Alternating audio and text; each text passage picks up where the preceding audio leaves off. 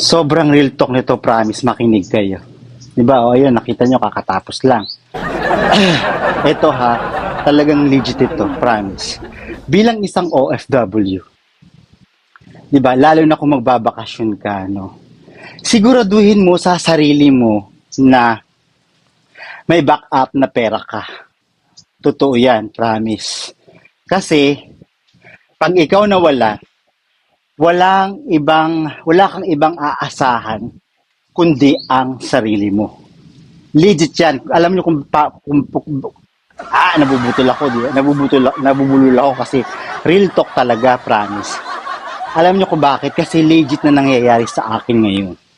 Yung mga, yung mga pinahiram mo before, no, na lumapit sa na nga ilangan sa iyo, di ba? Good vibes lang to, promise. Reality eh. Real talk lang, promise. So ngayon, mini-message mo sila since soon. Totoo yun. Tapos, out of 10, sabihin mo, or more than 10 or 15 na mga kaibigan mo, kakilala, kamag-anak, kasi nga alam nila na abroad ka.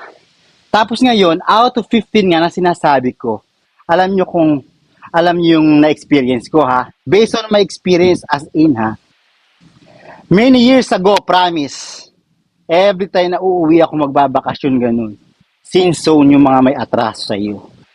Tapos ngayon, i-message mo yung out of, sabihin natin 10 to 15 persons, mga kakilala, relatives mo, lahat-lahat. I-message mo, tinetest ko eh. Promise, tinetest ko. Bibihira. Promise, bibihira. As in, out of 15 na nakontak ko na message ko, isa, chat kalahati, dalawang tao lang ang nag-response. Promise. Siyempre naiintindihan ko yun kasi siya OFW din, ako OFW din. So yung iba pa, may maririnig ka pang masama. Yung iba pa, i-message ka pa ng kung ano-ano. 'Di ba? May maririnig at may maririnig ka sa kanila, promise. Legit yan. Siguro meron sila mga pangangailangan din, 'di ba?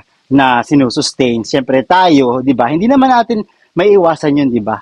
Na do meron sila mga atraso sa iyo, 'di ba? Before, tapos ngayon sinisinsun. Tapos ikaw naman nangangailangan, 'di ba?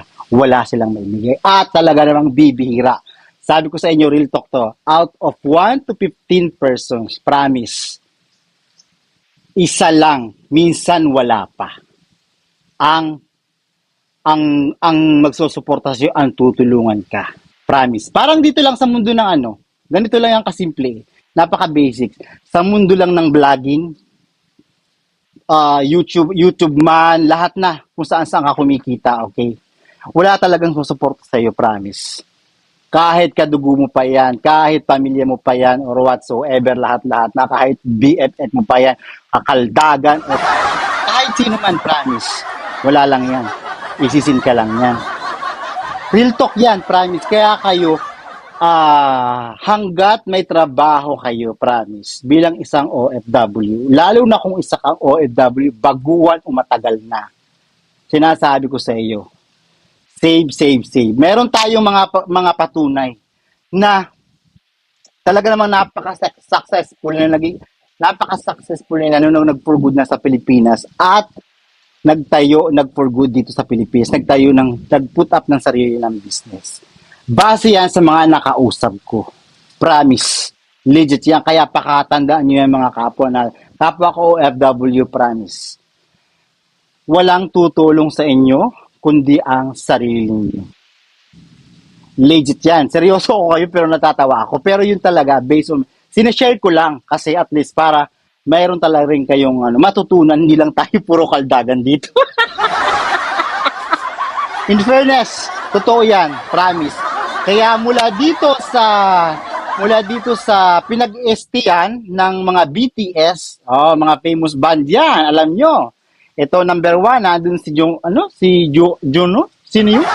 Nalimutan ko na nadidrain ako kasi na-stuck kami dun. Na-stranded kami. So yun, real talk yan, promise, pakatandaan ninyo yan. Yun lang, sinare ko lang, based on my experience. Tama?